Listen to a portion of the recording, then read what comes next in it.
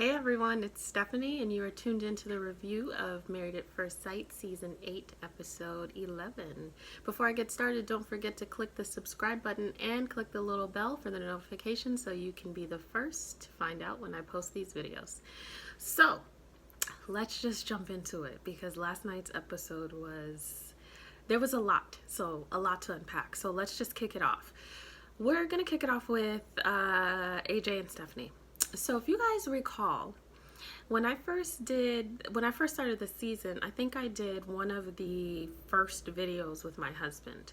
And although I like AJ's bubbling personality and stuff like that, I still, once again, every week I say I don't get a romantic vibe from him and Stephanie. I think I get a great friendship from them.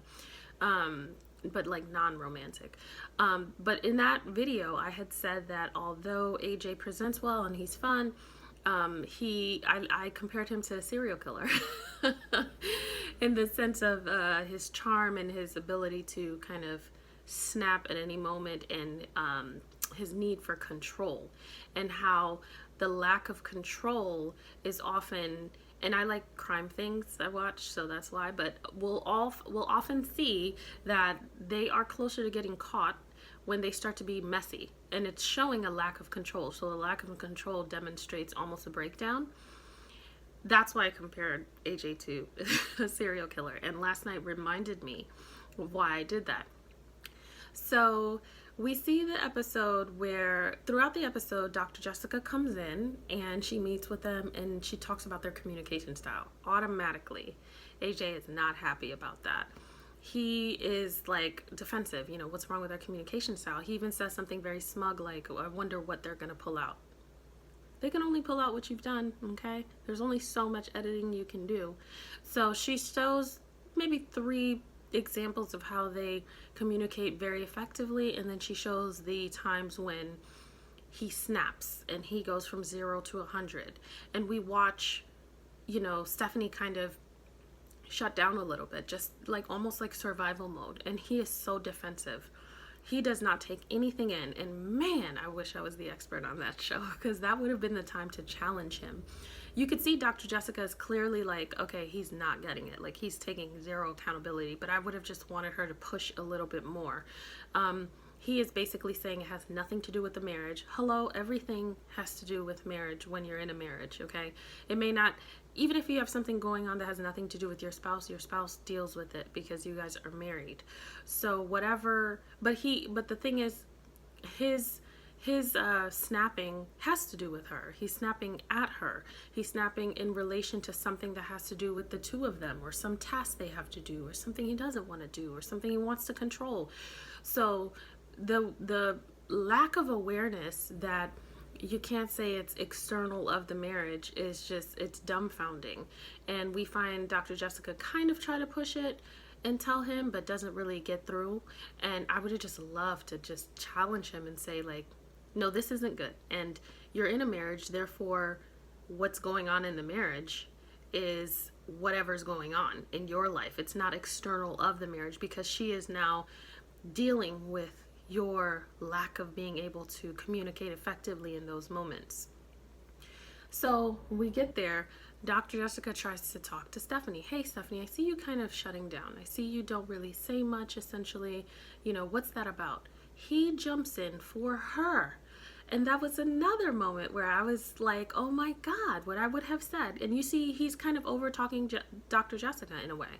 And he's speaking for Stephanie, and Stephanie's not saying anything.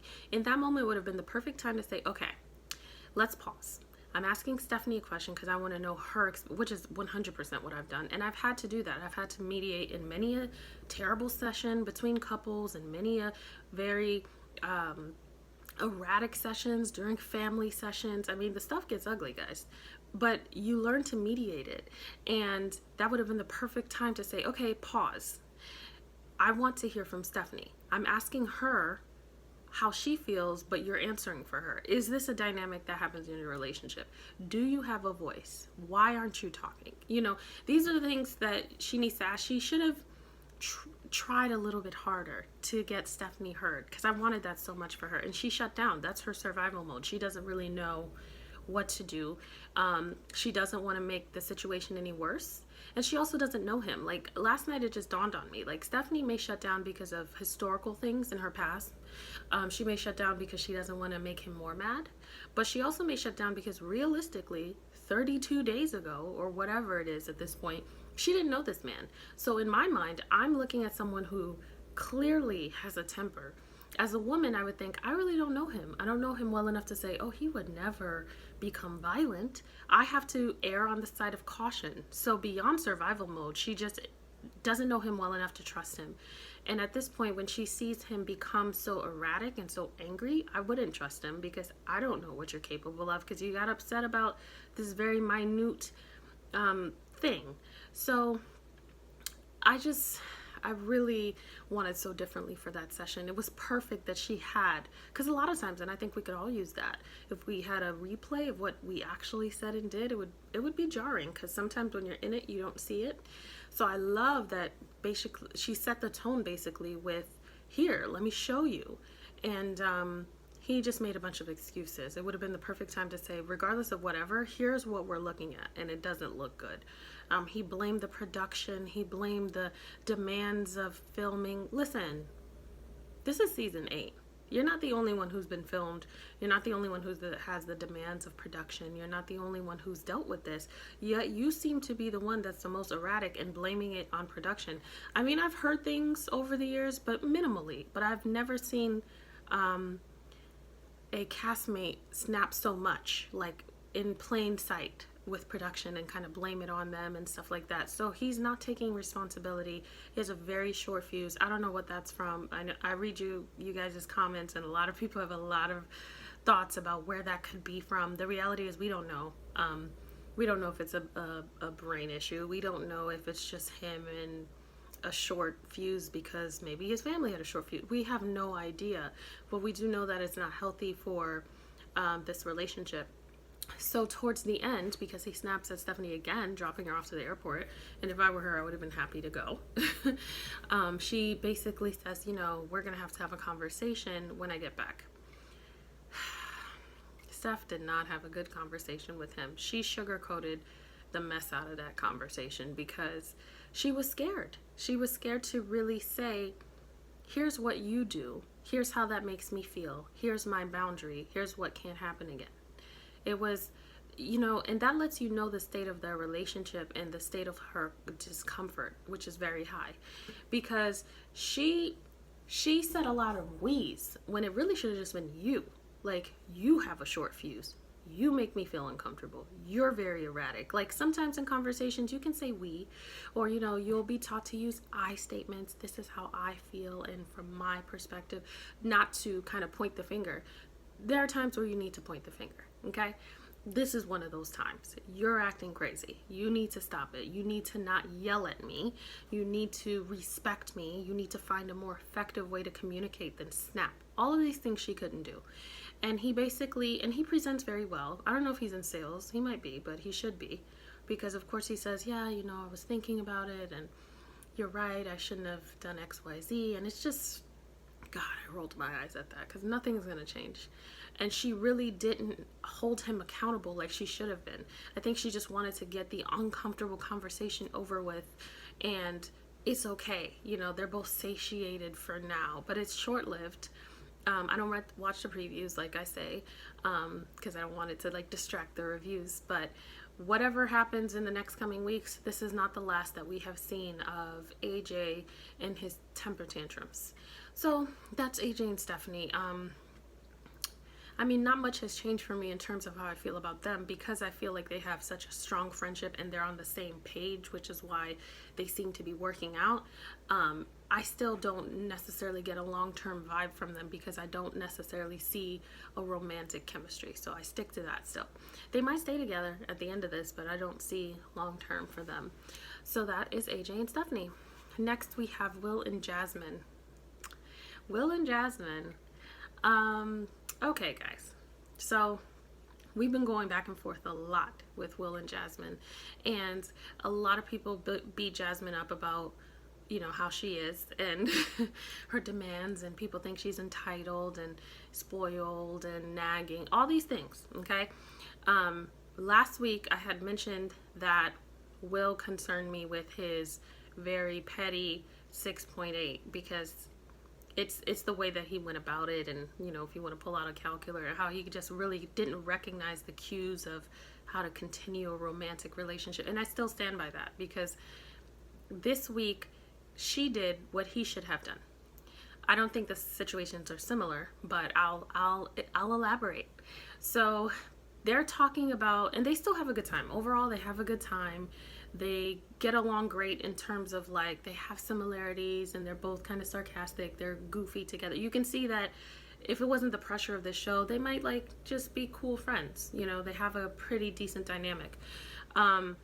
Where they are gravely different is the desires of how gender roles and what their life looks like will fit together. It comes back that, Jasmine kind of pretended to be flexible with the gender roles, and we all know Will has never been comfortable with it. But she really wasn't. She wants a traditional man. She wants these things that is not Will. And she is trying to, and I love that Dr. Jessica met with them and really explained the difference between compromise and sacrifice. And it was great the way she explained it, because essentially sacrifice breeds resentment. And sometimes we compromise and we say, oh, I'm flexible, but it's not really what we want to do. Sometimes you compromise and you're like, yeah, I'm okay with that. Okay, I'll compromise. Or you know what? I didn't really want that, but I'm okay with it. But the sacrifice is when you say, I'm okay with it, but you're really, like, dying on the inside. So I think that's Jasmine. And she pointed that out for Jasmine. And Will still has a problem with their communication, and he is so vocal. Here's the irony. Will communicates very well about their lack of good communication, but he doesn't really communicate that well. Like, if you've noticed, Will is kind of guarded.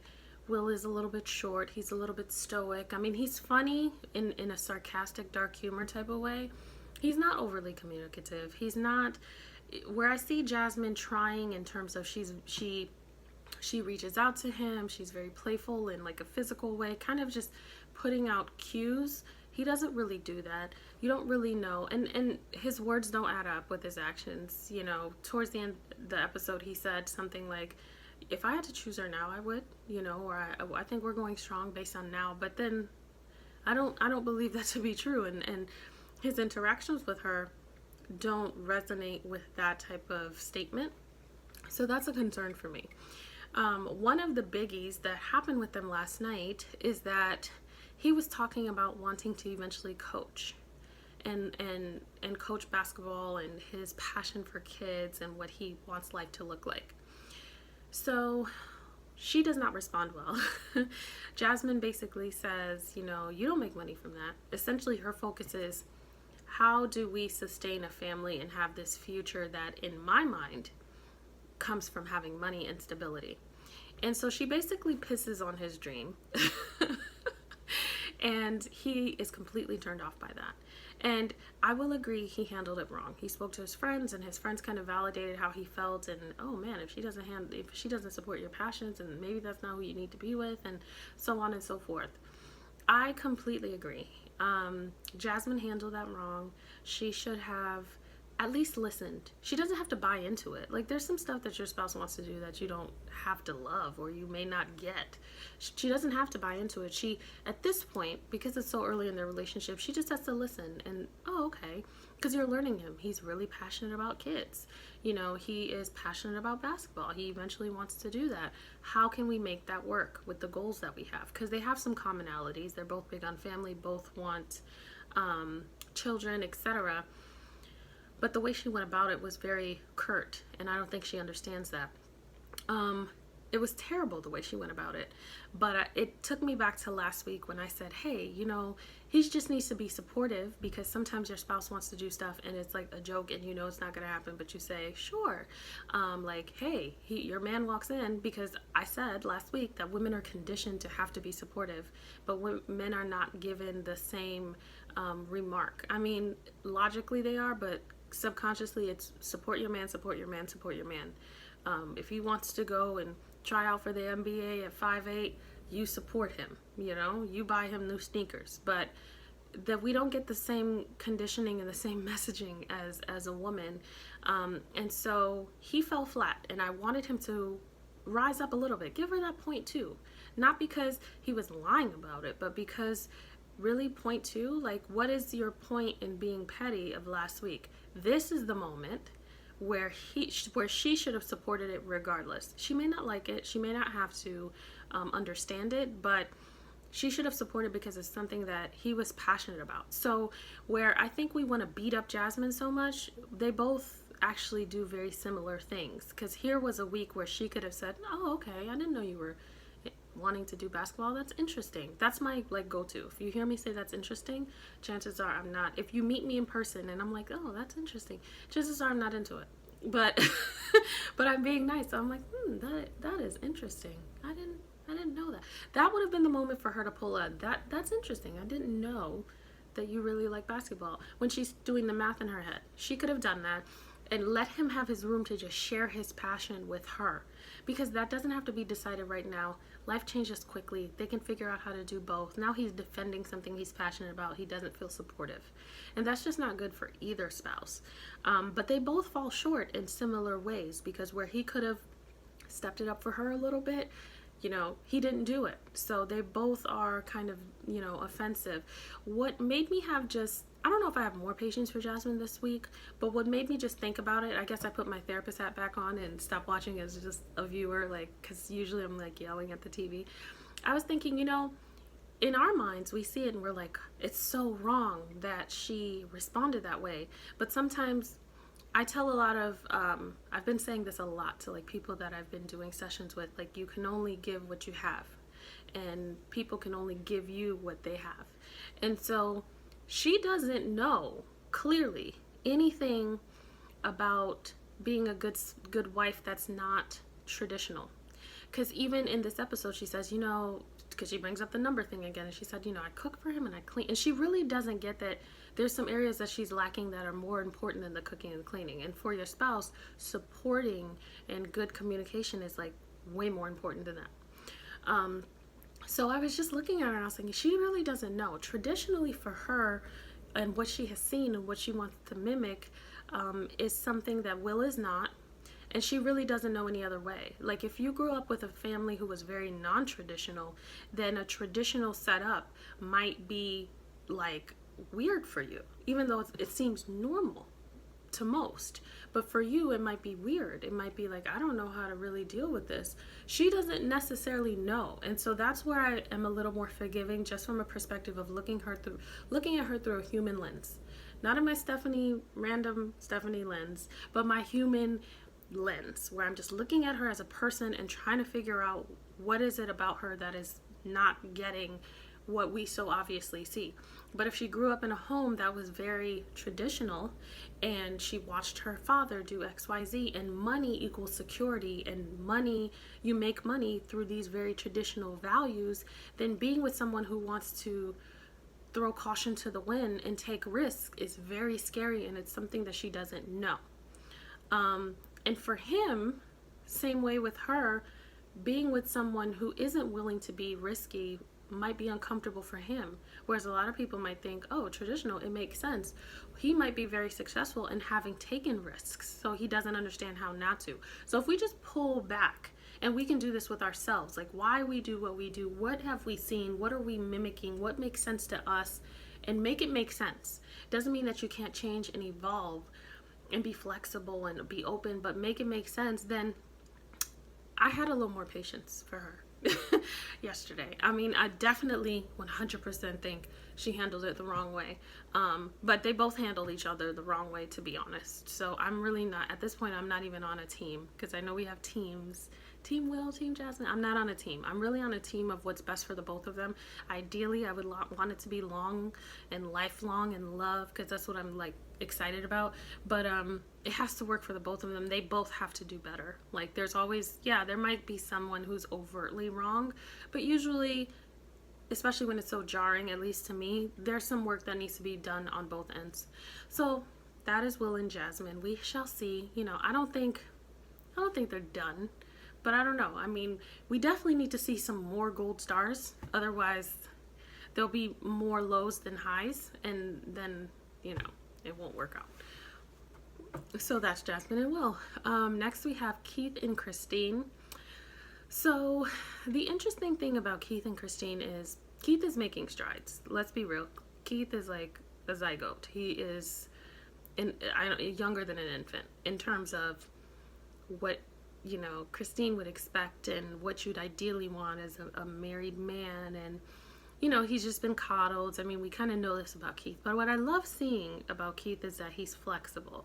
He is willing to step it up. I watched Unfiltered. He was saying, the world is different now and gotta do 50-50 or whatever it is, because it's not always going to be 50-50. Like, balance is not even real. Balance is like, depending on what the goal is, more energy goes that, and we balance the other stuff, and then it flips and it changes, and life is ever evolving in that way.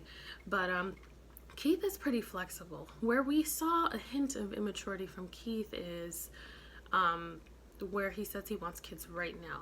And it's so obvious to see that they're not ready for that.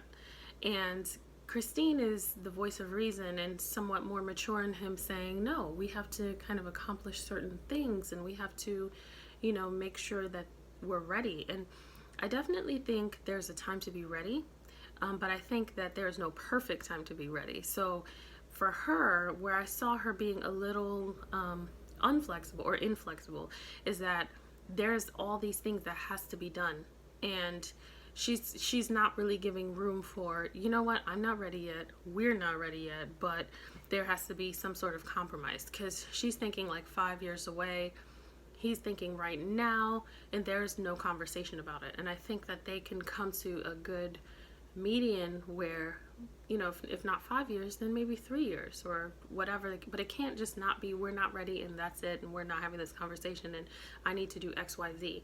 Because your goals don't stop because you have a child. You just learn how to accomplish them with a child, because there will always be something else to meet. So it just made me think, like, Kristine, how bad do you want this? Because she's doing really well. She's being really flexible. She's taking initiative, but there's a part of her that's a little apprehensive, and I'm not sure why. Not because, like, obviously Keith is a little immature and maybe not her ideal, but when she's with him, she seems to be very happy, very proud of the progress that they're making. They've had some hiccups, but nothing like overwhelming. And then she meets with, I think, her sister or someone, and it just seems like she wasn't sure about anything. So that's the only thing that kind of threw me off guard. I mean, I definitely think they have to have some more conversations. It's important to have the conversations about kids, but these people met a month ago. So to put the pressure, sometimes when people get on here and they're like, baby, baby, baby, I'm like, I get it if you've been with someone, or if you've been with someone a long time, or if you've married someone you've known a long time, but you cannot scream baby to someone you met 30 days ago, no matter what is going on. And I don't even think that's smart, because you don't even really know this person. You don't know them after 8 weeks. I mean, we've seen several babies come out of this franchise, and I'm happy for these new lives, but I think there's a smarter way to go about it. So they can get over it. There has to be compromise on both of their ends, though, not just on Keith. We've beat Keith down, and Kristine has presented almost flawlessly. She presented in a way that I didn't expect based on the way that they kind of showed her at the beginning. But there's definitely room for her to be a little more flexible. So that's Keith and Kristine. Last but not least, is Kate and Luke. Kate and Luke, they're still together, and okay, let's just run through Kate and Luke, because I don't know why. They are, most of the episode last night was Kate trying to figure out what to do. She was really sad. She was crying. She was alone. She called Dr. Jessica. She started thinking about a divorce, because this is not what essentially she signed up for. And she's not really with a partner in this experience, and she's feeling very low. She's kind of recounting all of the things that have made this a horrible experience. Very valid things, I might say. And in comes Luke, and she has this, she builds this this like awareness to where she's like not really seeing with rose-colored glasses anymore. So I'm like happy to see that, because I'm like, okay, girl, there it is. You found your backbone a little bit. Like, let's wake up a little bit. Like, I understand that you're hurt. I understand you probably have a history with abuse, but like, for everyone kind of saying that experts need to step in, they can step in, but she has to leave. She has to want to leave. The experts can come and say, you need to leave, this doesn't work. She has to want to leave, because realistically, there is no expert outside of this. And this behavior is not just because of this situation. There's a history of some aspect of this behavior. So although it's like hyper, I guess it's hyper aware because of this experiment, beyond this, there won't be somebody to tell her to leave. So I was really excited to see her recognizing and starting to process how wrong this was. And in comes Luke. He slides in and he manipulates her, and I cannot believe that it worked. I mean, I can believe that it worked, but it was frustrating to watch it work because she was kind of one foot out the door. And I never root for this stuff, but I also don't root for people to be manipulated and hurt and, emotionally abused, because that's what it is right now. He basically is so aloof, or he's not aloof. He pretends to be aloof as to what's going on and how she feels. And I didn't know it was that bad. How could you not?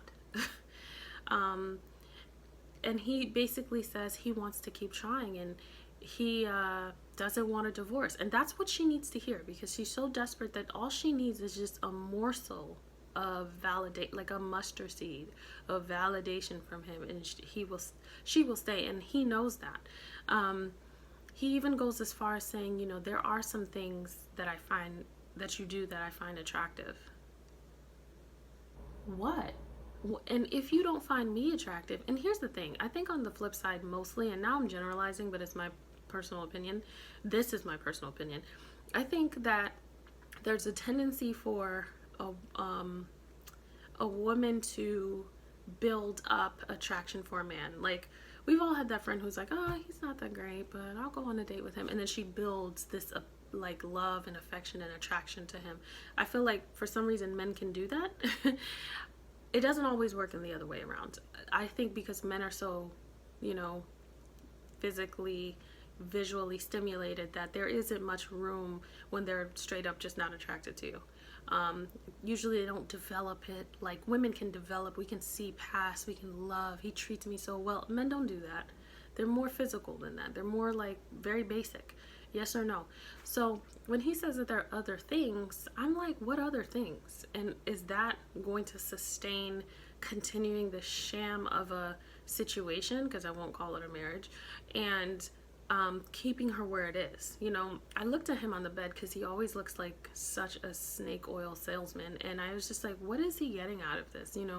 What is the deal? Where is he going with this? Because it's not, if you say you feel dead inside, and he even said last night, I'm trying to make the best of the situation, which thank God it alarmed her, because she was like, wow, if this is what you're doing, then why are we not just ending this? And he still wanted to hold on to it. So that type of behavior, and the fact that his actions don't really match up, concerned me, and it made me wonder, what his goal is here. And I really wish she would have just stuck to her guns and did what she had to do, because it won't end well for them. So that is Kate and Luke. That episode last night was really good, though. There was a lot going on, and we're getting down to the wire. So that's it. As always, it was great talking to you guys. Don't forget to subscribe, click, and like, and I will talk to you guys next week. Everyone have a great week.